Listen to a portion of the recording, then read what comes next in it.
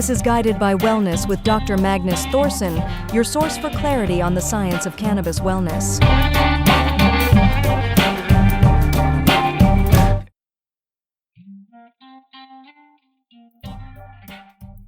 CBD can be found in a variety of wellness products these days, both topicals and ingestibles. But not all CBD is created equal. It's marketed as calming, non-intoxicating, and good for everything. But what is the science behind those claims? And how do we know which products actually deliver? Here's the truth. CBD works best when it's grown well and paired wisely. Whether it's moderating THC or enhancing other cannabinoids like CBN or CBG, CBD plays a central role in helping cannabis support stress relief, emotional balance, and everyday calm. Today, cultivator and CBD educator Mike Simpson joins us to unpack why CBD is a powerful tool for wellness, how it works in synergy with other cannabinoids, and what it takes to grow premium cannabis flower that actually helps people.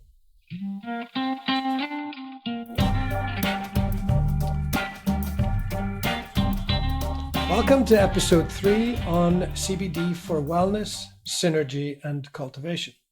So today we're unpacking one of the most common cannabis misconceptions, that all CBD is the same. Spoiler alert, it is not. So let's explore what really makes one CBD product different from another, and how those differences can shape your experience.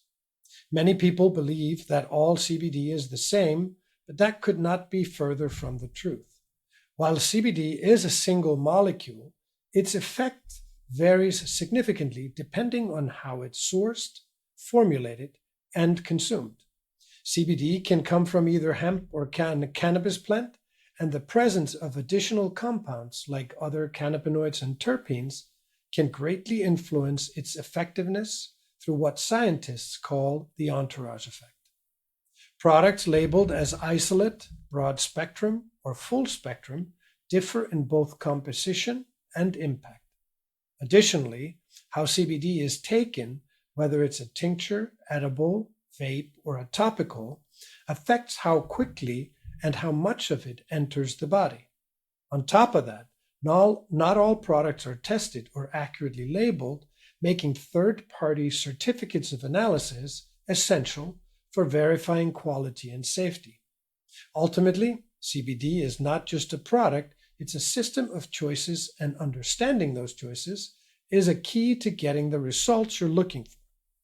Here to help us understand all of this is my friend, colleague, and cannabis cultivator, Mike Simpson, founder of Lovewell Farms.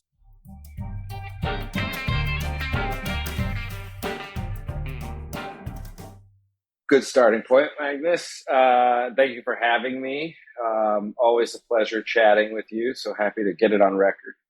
My position is as a farmer, policy advocate, educator, and small business owner here in Rhode Island. Lovewell Farms is Rhode Island's only USDA organic hemp farm, and we sell a variety of CBD products that we handcraft ourselves on the farm: gummies, tinctures, pre-rolls, and obviously our USDA organic certified flower.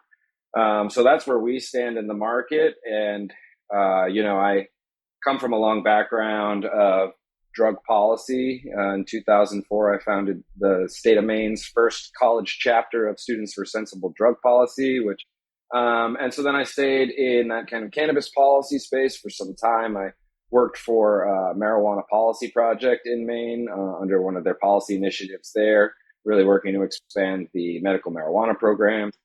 And then I moved back home to Rhode Island in about 2016. And 2017, I started working with another marijuana policy project organization, which was known as Regulate Rhode Island. I was their deputy director. And there we were working to just do full-scale adult use recreational cannabis in Rhode Island. That obviously eventually went on to pass. And so then that kind of coincided. 2018 is when we founded Lovewell Farms. That was the first year that you were able to grow hemp legally. It was legalized in the 2018 Farm Bill. So we founded right in that space to try and jump on the front end of that industry. I had, in the meantime, come from a space of doing medical marijuana caregiving in Rhode Island. So I had my own patient, and she had Crohn's disease. And so I was working a lot with her specifically. She really loved, indica heavy cannabis. And so we were growing that for her. And then I really started to recognize, the power that CBD had for her, and really wanted to increase accessibility to cannabis overall. So, saw this opportunity with the Farm Bill to not only increase accessibility for cannabis and get people the medicine that they need, but also engage in advocacy from a small business perspective and do education, in places like in dispensaries, but also farmers markets and pop-ups and, festivals around the state, where people might feel more comfortable coming in and asking cannabis questions, where maybe they don't feel comfortable going into a dispensary. At a local farmers market, you can just walk right into the tent and get valuable information from a trusted source, who's been doing it since 2018 and, leading the charge here in the state. Okay. And now I'm interested in knowing, and I ask people this all the time, how did you first get introduced to cannabis? I tell people about my trip to Amsterdam and going to a dispensary in Amsterdam to sort of try to understand and get an idea of what cannabis is all about. That's because I grew up outside of the US, but many people that I've talked to in the United States had a different first introduction to cannabis and sort of what their experience was. So if you can briefly tell us, where did you first get introduced to cannabis, and what was your experience? My answer is my parents. Okay. And I think when I was probably 16, I was visiting my father in Florida. Parents are separated. I was visiting my father in Florida, and for his birthday, he came in and asked me if I was going to burn one with him. And that wasn't my first time smoking, but that was definitely like my first formal attempt at smoking an actual complete joint instead of like one hit shared with 8 other boys in the neighborhood, and but I was definitely young. I was definitely under 18, but I kind of had that adult use to mirror both my father and a lot of my mother's friends. So I was always taught from a young age that smoking pot doesn't make you a bad person, even when there wasn't a medical program. I knew, I think, at age 17 that there's no such thing as a cannabis overdose. That there's no documented existence of anyone dying from cannabis. So all of those. Meanwhile, obviously, alcohol overdose happens all the time. So yeah, something like that. That's ultimately where it came to. And then I too went to Amsterdam. I think when I was 18, and had that experience in a legal market, and that was also interesting. That's interesting. So that's kind of your entry into cannabis was somewhat scaffolded by your father, Yes. which is good. And all of the things that you mentioned are factually true. Cannabis is not. You cannot overdose on it. Well, you need 628 Yes, pounds. technically you can, right? Yeah, there is a number. 628 pounds. Yeah. If you can burn that much, you can. Yeah. So that is interesting. Yeah, but and the bum rap that cannabis has had is really hard to shake, and this is why we're actually having this conversation. So what I want to do is I want to ask you questions related to CBD. First, I want to ask you, why do you believe that CBD plays such a powerful role in cannabis wellness? Yeah. So it all comes back to its origin story. First and foremost, we knew about CBD before we knew about THC, as far as science goes. So that's always a fun fact. But many folks are know CBD the most through one of the biggest brands in the country, which is Charlotte's Web. Charlotte's Web is named after, I think, a 6 or 7-year-old girl, Charlotte, who had some sort of epilepsy-like, seizure-like illness. And a group of brothers who were cannabis cultivators got together and ultimately worked to develop a variety of cannabis that was non-intoxicating, essentially so that the plant itself could then be used for a child to deal with her epilepsy, her seizures. And in fact, one of the first varieties that was cultivated was called hippies disappointment. The joke there is that the hippies are looking to get high, to get intoxicated, whereas CBD provides all the other, benefits of the cannabis plant outside of that one intoxicating effect. So, there are many cannabinoids, as we'll talk about later, in these questions, but there are many cannabinoids that you get. And just by taking out or reducing Delta-9 THC, you still get to keep all of those other beautiful cannabinoids and terpenes, and those stay in the plant. So yeah, that's, I think, one of the most powerful aspects of CBD is it allows you to get the healing and relief benefits from the cannabis plant without the intoxication. And I believe that's misunderstood. And help us understand, what is it that people are specifically looking to remedy with CBD? What are your customers coming to you asking you to help them alleviate? Yeah, I mean, just going off the numbers, specifically of what we sell the most of, our top seller in person direct to consumer sales and in our wholesale sales are salves, our topical salves. And those are great for arthritic pain. And I think that's really where people are coming in, because topicals, people understand that there isn't perhaps an opportunity to get intoxicated from a topical, so they feel safer as an entry point, especially if they haven't used cannabis. So we find that, like, we have a 1 ounce and a 2 ounce high potency salve, comes with the arnica in it, and in 3 scents, lavender, eucalyptus, mint, and unscented. And those can come, at the market, people will buy a 1 ounce jar because it's $29.99 and it's a good price point. And then online, they come back and they buy that 2 ounce jar. And so we're finding that a lot of folks, and just in those conversations at the markets, which is where I get a lot of my feedback, I would say the majority of it, people are always coming and asking about arthritic pain. And I have, samples of the salves on the table. So people are always coming and trying them, walking around, and then coming back and getting one because they feel that relief. So definitely arthritic pain would be the top one. And I would say just overall as an anti-inflammatory is what I think people are using CBD for the most. The other would be anything nervous system related. So, the endocannabinoid system interacts with all of our bodily systems. And so when we use cannabis, it's going to interact with the nervous system and do what it does best, establish equilibrium. That's kind of the number one thing CBD does best. And so our nervous system is out of balance. CBD can work to restore it into balance, into equilibrium. What does that mean? That means reducing stress. That means increasing focus. And that means, helping with sleep or mood. And all of these things are ultimately nervous system issues. Your ADHD, that's a nervous system issue. Your insomnia disorder, that's a nervous system issue. So, these are just two systems that the endocannabinoid system or the ECS works and interacts with, among many, but these are certainly the two that people are coming to for this. Right. And so when people use CBD, what should they be expecting to feel? If they're using a CBD product without THC that gives you that euphoric lift, right, what is it that they should expect to feel? Well, it definitely depends because some folks will use it in conjunction with THC. So that's a different conversation, which I think we'll have in a moment. But the question you're asking is kind of like asking someone, what do they feel when they take a Tylenol or an Advil? No, I was thinking, so if you apply the topicals on your hand, Yes. Let's say that you're suffering from arthritis, is it going to take you 15 minutes to feel the effect? Is it an hour? Yep.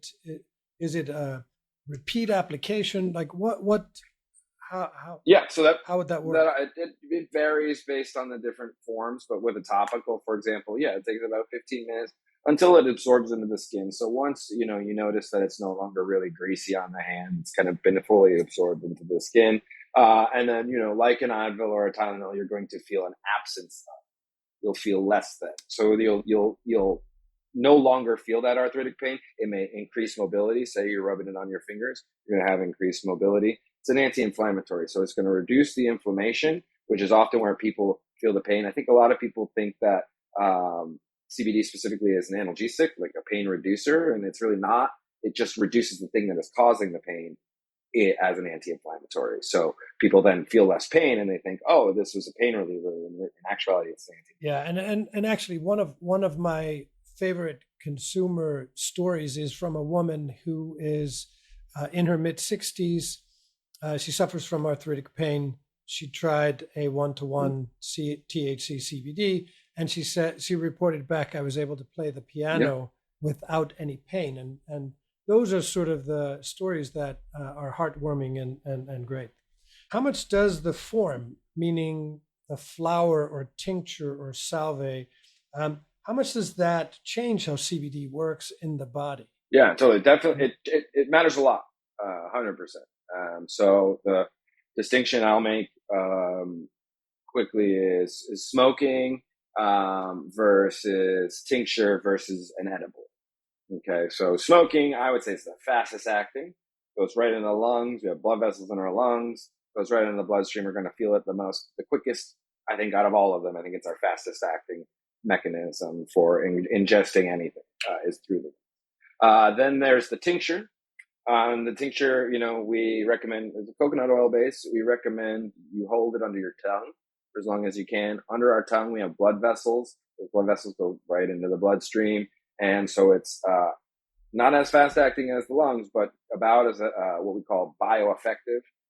So it's absorption through the tongue is about as bioeffective as inhalation. And then there's an edible. And an edible is going to go through your gut. And that can often take a lot more time. And so that's why many folks have these kind of experiences with edibles where they eat one and they're like, oh, I don't think I'm high. And then, an hour and a half later, they're on the couch zonked out. So, I think there's a kind of a spectrum. There's a scale of what is the fastest acting. But then I would say smoking lasts less of amount of time than ingesting an edible. And a tincture is somewhere in between those two.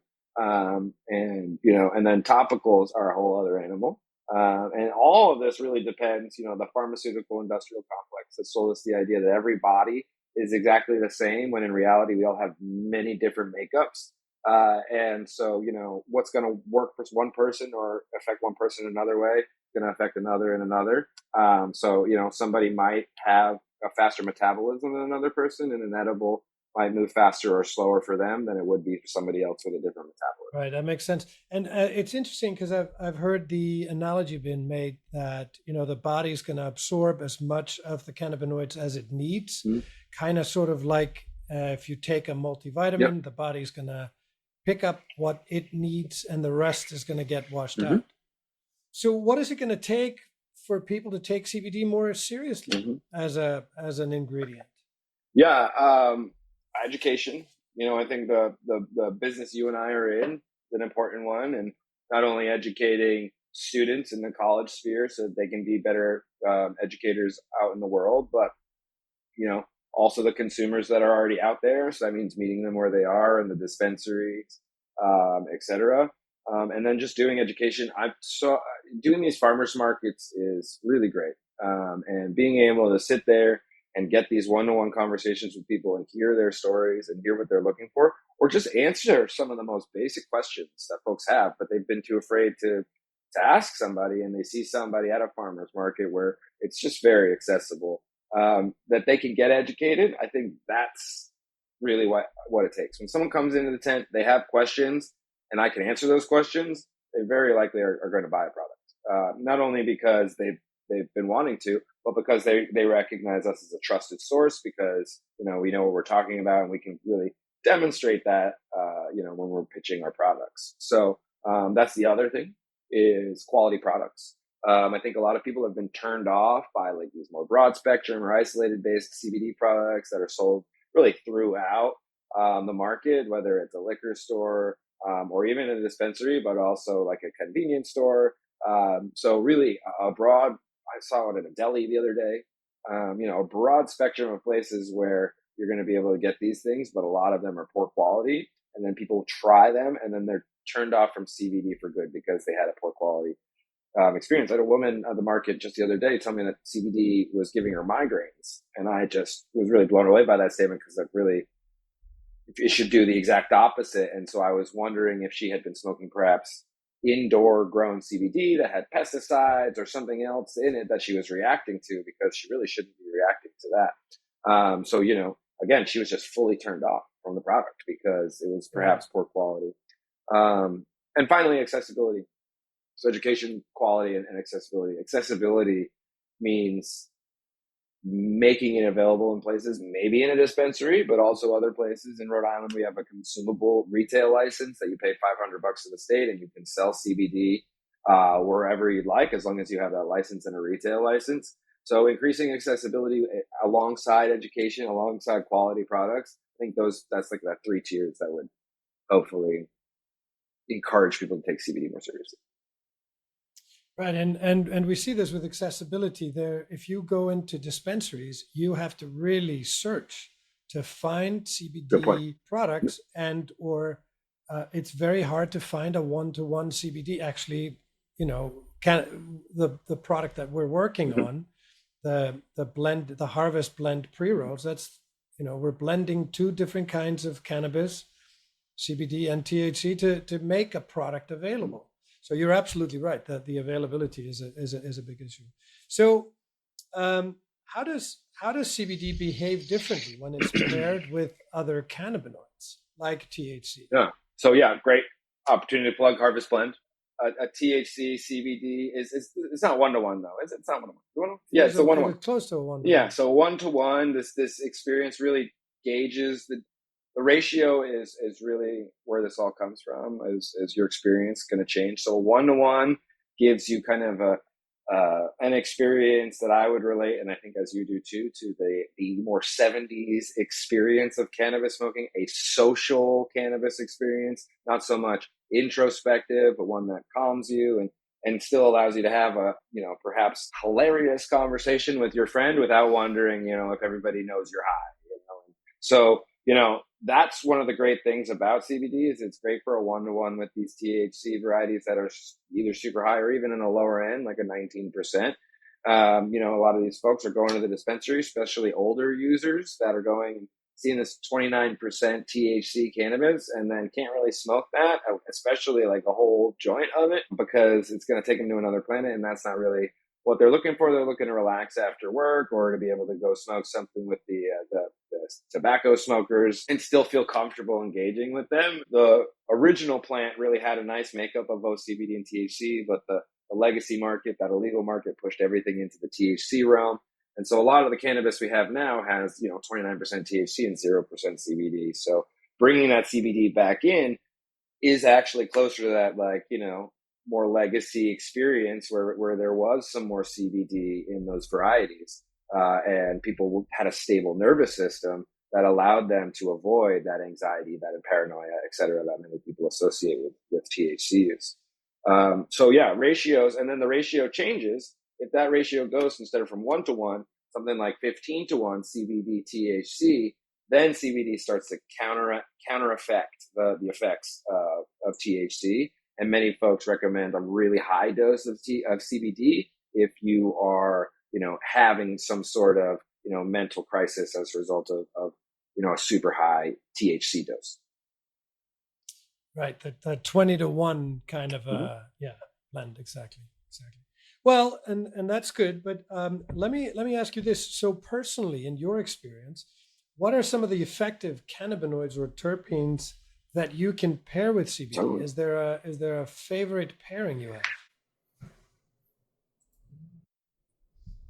Yeah, so CBN and CBD are great. CBN, N as in Nancy, really great for sleep. New science has shown that CBN is great for insomnia disorder, not because it sedates you, but because it prevents tossing and turning. So that tossing and turning often disturbs your REM. So doing something like this helps to keep your REM longer and lasting, and then that allows for a more restful sleep. So that one's great. And those two are, I would say, following that arthritic pain and those topical salves are CBD sleep tincture or CBD sleep gummies, which both have both CBD and CBN, are probably our other top sellers. That brings us, thank you for that. That brings us to the conversation about the entourage effect. So, can you explain the entourage effect or the role that CBD plays in the entourage effect? All right, I'm working with a new metaphor, so Okay. let's see how it rides on you. We all like trumpet, and trumpet is great. We love trumpets, but when you have trumpets and saxophone and horn and a trombone together, that makes a more beautiful sound, perhaps, and a more synergistic or harmonious sound. You can't really have the harmony, say, of a chorus or a choir if everyone is an alto, right? You want to have a bass, you want to have an alto, you want to have a soprano. You want to have different things that then synergize or harmonize together. That's what makes harmony a harmony. It's Right. difference, not similarity. So when it comes to cannabinoids, you don't want just one of them. You want all of them working together. And chemically, with the science, we do need a small amount of delta-9 THC to ultimately unlock the potential of all of the other cannabinoids, whether it's CBD, CBN, or CBG. So yeah, it's like a band. It's like a band. And you want to have the whole band together. Trumpet on its own can be good. CBD on its own, an isolated synthetic powder CBD, that can be effective. Many folks will find it not to be effective, especially when used in comparison to a full spectrum, whole plant product. Let's touch on the full spectrum thing. So you mentioned full spectrum, and full spectrum comes up quite a bit in the literature. So can you help us understand what is meant with full spectrum? Totally. I'll give you our definition. And I'm sure there's many definitions out there. Part of being in a unregulated national market. Some markets throughout the country have different interpretations of what these things mean. This is what we say it means. Full spectrum means it has all of the cannabinoids present in the plant naturally. And so a lot of folks are making CBD products with synthetic isolates. That is a white powder. That is one cannabinoid. It has been isolated out of the plant. So, for example, CBD isolate, you're going to put that in a product. There's not going to be any other cannabinoids in there. There's not going to be any of that entourage effect, that synergy, that harmony, that full band effect. You're just playing trumpet, right? So, by bringing in all of those other cannabinoids, that's what's called full spectrum, and that you're using the whole plant, breaking it down, and then making it into a natural product. As opposed to the synthetic products that are often, usually an isolate. Broad spectrum can often mean sometimes in certain markets, it has all the cannabinoids except for delta-9 THC. Other times that means THCA. Sometimes it means no THC at all. The market nationally would benefit from a standardized national market where, terminology could be relied upon, perhaps in the same way that I don't know. You will tell me if I'm right or wrong, but in the same way, like a bourbon designates something and is a specific term that means a specific thing, that is regulated at the perhaps federal level. Right. We need to have similar terminology. Like nobody knows what an indica versus sativa is anymore, and like all things are hybrid grown in the first place, so we're just confusing customers. So now we say, oh, would you like something uplifting or would you like something more sedative? We're really trying to figure out the ways in which to discuss those things. And I really think a national regulated market would help us do that. Right. That's true. And we just need to wait for the federal government to make up their mind and alter that. So tell me then, what specifically is Lovewell Farms doing to highlight product formulations that support synergy and transparency? Like, how are you talking about it so that your customers understand the importance of full spectrum? QR codes are important. We have them on all our labels and all our products. So QR code you can just scan with your phone, and it takes you to a website that has a third-party tested, state licensed laboratory and their certificate of analysis, which we in the industry know as a COA. Not a lot of folks can decipher a COA, I'm sure, as you know, and perhaps have discussed on the podcast. And, so while that is a valuable source of information and can be used as a source, oftentimes it's more helpful for us to just put the cannabinoid amounts directly on the label, which we do in conjunction with the QR code. So anybody buying our product knows whether or not it has a certain amount of THC in it. It knows that if we say there's 500 milligrams of CBD in it, there's 500 milligrams of CBD in it. And if there's, less than a milligram of THC in it, there's less than a milligram and not 5 milligrams. Because people, again, want to feel comfortable and safe using these products. So doing that and letting people know that we do third-party testing, even when we white label, some folks come to us and we make products for them in their business. Well, part of that process is we provide them with that third-party test so even they know as a wholesaler that they're getting the products that we say we're making. And so being a vertically integrated company, we're there from seed to shelf. That means we're able to stand by the integrity and the quality of the product. And that's backed up by our scientific analyses from these certificates. So. Right. Yeah. Well, I know that well as a customer of yours, so we do rely on your COAs. Okay. Well, then let's talk about what makes for quality cultivation. What does make Lovewell Farms CBD premium CBD flower? Yeah, we're organic. Like I said on the front end, we're USDA organic. That means we use no synthetic pesticides or fertilizers. We actually use a process which is called integrated pest management, IPM. So that's what we use in the field. That way we use kind of like positive bioorganics to eat any pests rather than pesticides. This is really important because you're inhaling these flowers.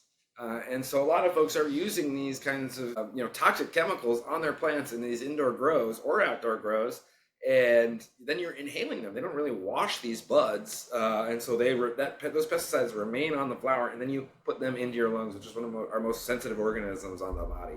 And so if we're going to be doing that, we're going to be taking smoke into our lungs. You better make sure that it is USDA organic smoke because you want to make sure it has all and only natural ingredients in there. Otherwise, who knows what you're going to be inhaling. One of the pesticides that a lot of growers use is called imidacloprid.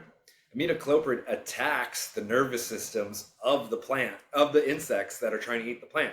So this is literally, it attacks the nervous system, and the plant I'm trying to provide is supposed to help your nervous system, right? So like inhaling something that attacks your nervous system. Imagine why this woman I mentioned earlier is having migraines. She's perhaps inhaling one of these really toxic chemicals, and it's going to cause you to have really bad headaches because you're inhaling it. In the same way, if you were huffing ammonia, it would presumably give you a headache. That makes sense.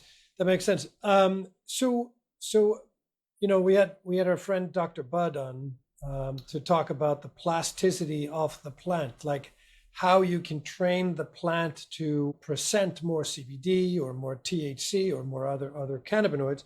So what in your cultivation methods do you use to try to call out or bring forward most beneficial wellness cannabinoids?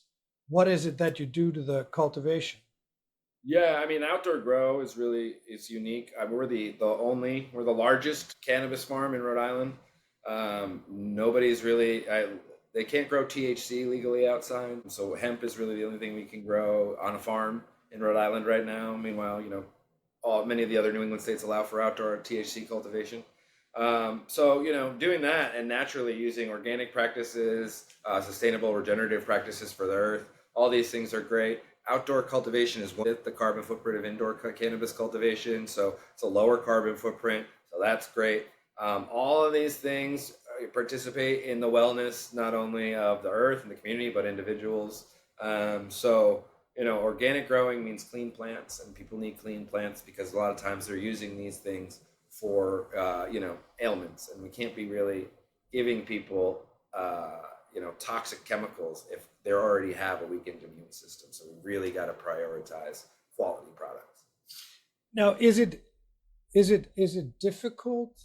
There's got to be some other factors for outside grow that are difficult to manage.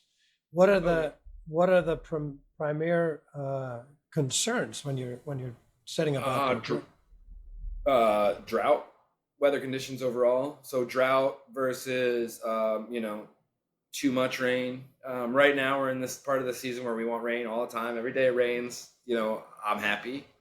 It's like as a farmer, your mental attitude shifts, and rain means positive. Right. And so and also you don't have to work usually when it rains, so you get a day off. So rain is good, but come fall, when the buds are nice and thick and chunky, rain bad, because it can cause mold, it can cause mildew, and then that also breeds all sorts of other ailments that the plants can get as a result of that. So at that point in time, we really want drought, and we want no rain, and we really want it to stop raining so that we can have nice dry buds for harvest. So that's one of the biggest things, is the outdoor weather conditions. That's what you're paying for with those other 24/25ths of the carbon footprint inside is climate control. You're maintaining with HVACs and lights and your irrigation a very controlled environment, whereas outside we obviously are at the whim of the elements. So that's obviously the biggest thing. But then we don't have to worry about power issues. We don't have to worry about the town water. I run off a well. I don't have to worry about what happens if the HVAC's not working and now all the plants have died because the HVAC stopped working. Right. So like we have our own issues. They're different. We used to grow from clones. That was problematic. A clone, if one of them has a genetic disorder, then because it's a clone, all of them will have a genetic disorder. So we've really kind of started to focus on growing from seed and get that biodiversity that comes from seed growth. And then we see that in the plants. Like this plant, I have 6 plants that are bigger than the other 900 other plants that we have, and it's very clear those are, like, if we were going to be doing some genetics, those would be the ones we'd be pulling from. And that's like the beauty of the variety that you get when you do seed planting. So that's to counter the potential issues that could come from disease, genetic disease, that would then just boom, like you could wipe out an entire crop, which a lot of folks indoors are using clones. And so in that respect, you could wipe out an entire indoor grow. Right. So your grow essentially gives the concept of a nice bouquet a new meaning. So yes. Let me ask you this. Now that we understand somewhat what quality CBD flower looks like, what are some signs of bad CBD flower that consumers should be aware of? It comes back to, well, obviously all the same things you would say. Is like if we were going to talk about marijuana, THC flower, all those same things that you would say. A dry bud, overly dry, brown, dark brown would be really bad. Overwhelmingly crispy. I think sometimes you want to make sure you have a dry bud, but you don't want a bud that is like incredibly crispy that it won't last. So those are definitely things. But then in just like overall CBD products, a lot of folks don't have the milligrams on the bottle. They don't say, the license number, so you don't know where it's grown. I think if you can't determine from the product packaging itself where that CBD was grown, I think that's a problem. If you can go to the website of the product, perhaps, and there are pictures of a farm, you should buy that product. If it is generic stock photos of cannabis being used in places, you should probably not buy that flower, because you don't know where it was grown.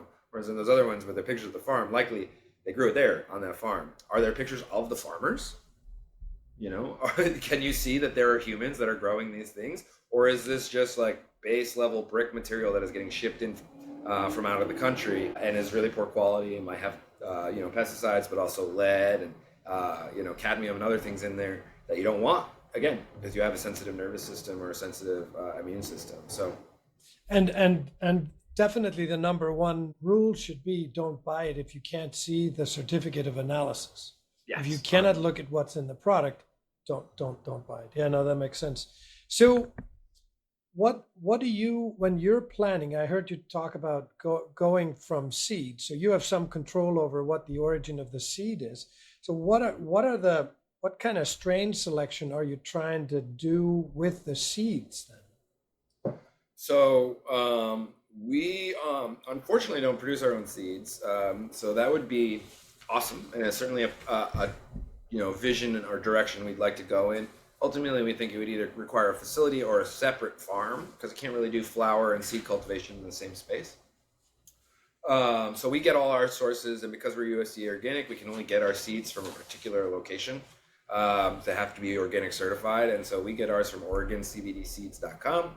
They come from Oregon, and then we get them, to seedling levels from the seed in our greenhouse, and then we put them in the field.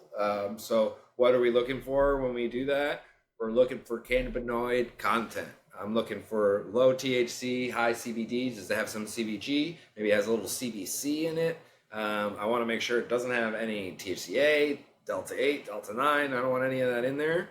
And I want to prioritize a high CBD amount, like I said on the front end. Some THC varieties like up to like 29, past that 31, 32% THC. We want that but CBD. And we want to be able to provide the highest potent CBD flower that someone can get. Right now we're testing upwards of 18% with our flower. So that's great. We're really there. I think a lot of folks are really surprised. I think they're used to maybe like 12 or something even below that. So hitting them with that 18%, people's eyes usually get pretty big. Then they understand about, matching that with a 19% THC flower in a 1-to-1, and, having that enjoyable experience that we talked about before.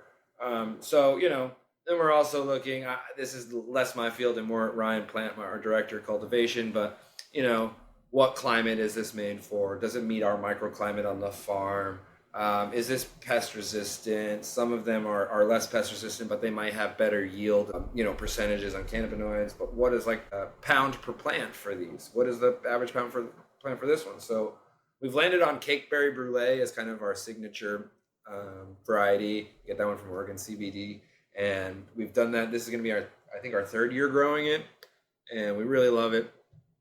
We've used a bunch of other varieties though, Merlot, Berry Blossom, Valley Kush, Purple Emperor, Painted Lady, and Sour Electra we grew last year.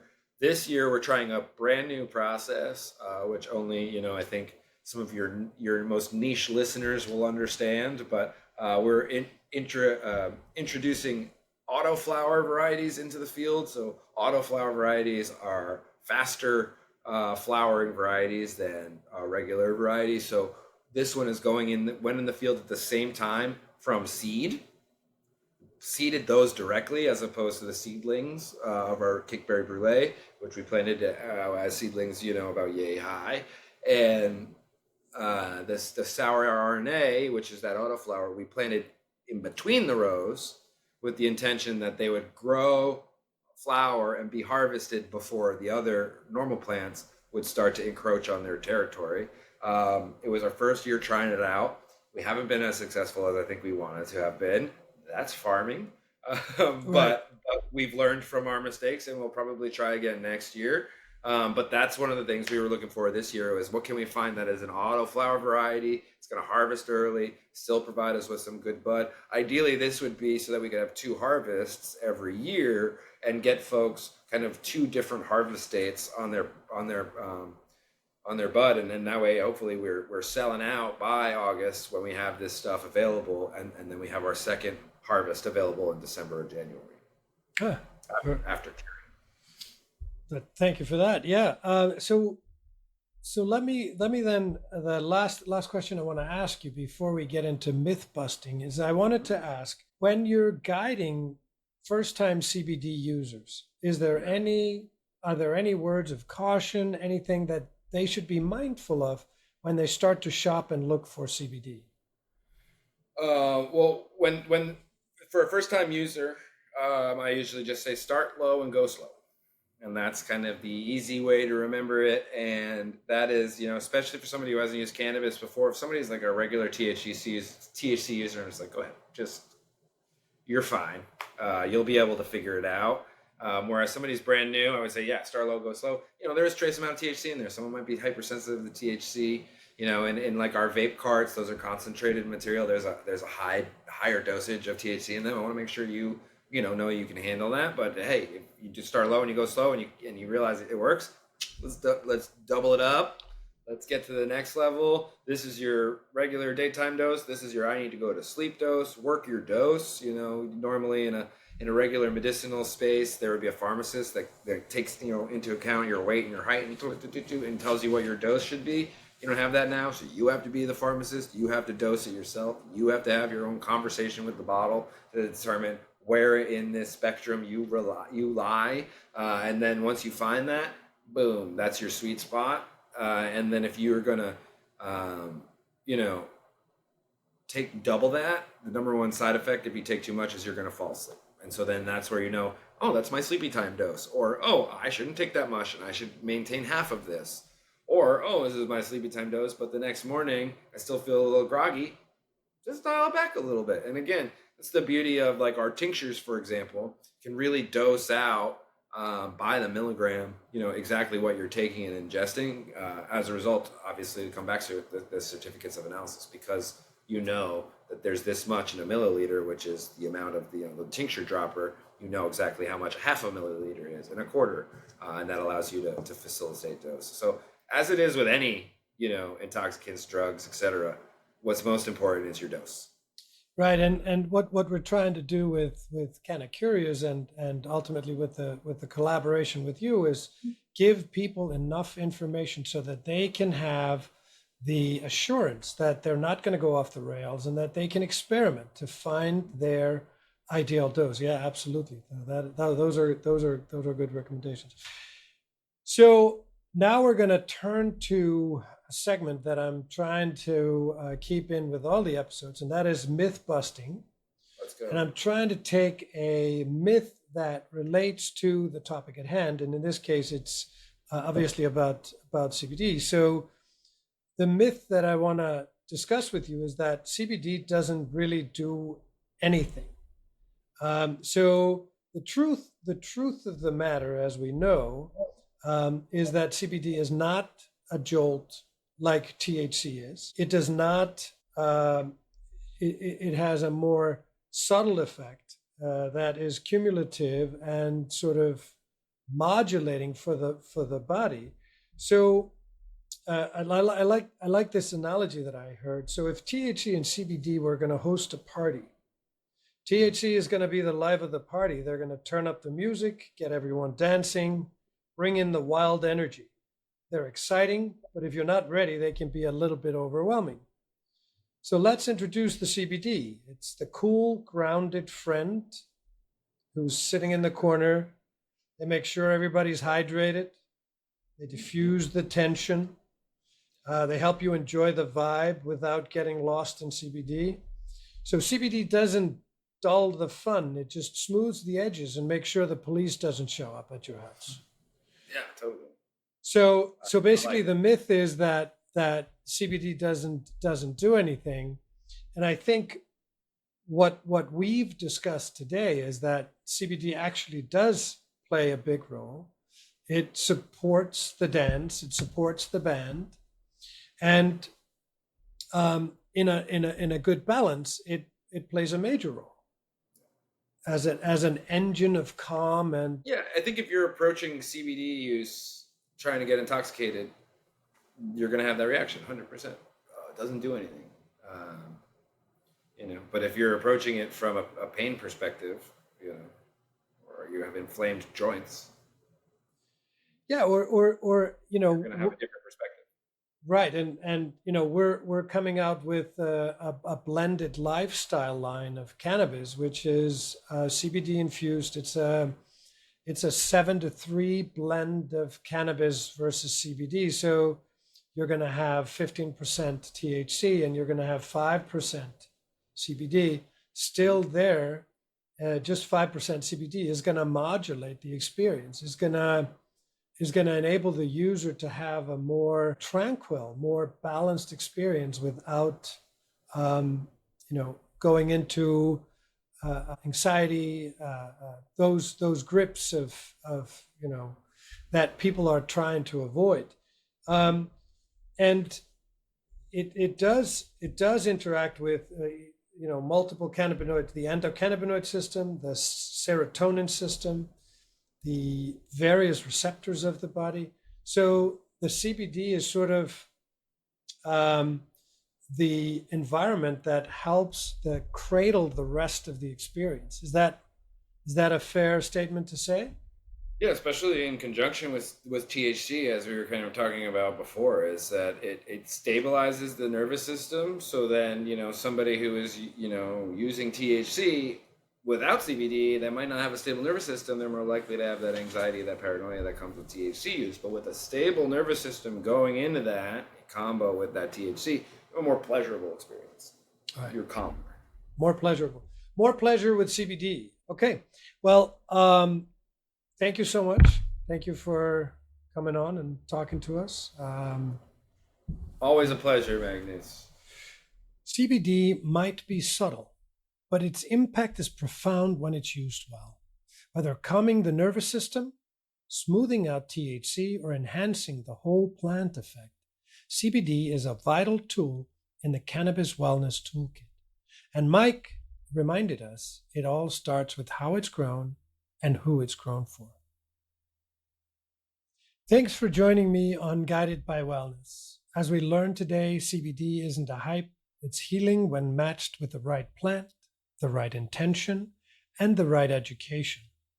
Next time, we'll explore the entourage effect with Dr. Iannucci and see how we get the whole cannabinoid band to play.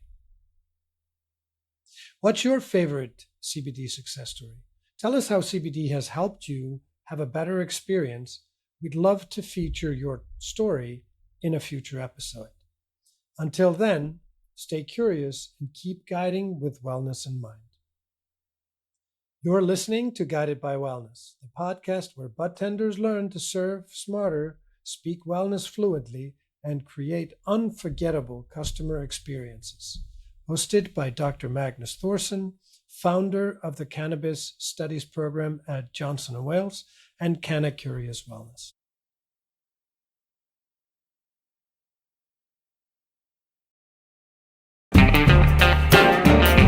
Thanks for watching Guided by Wellness. Don't forget to like, comment, and subscribe, and we'll see you next time.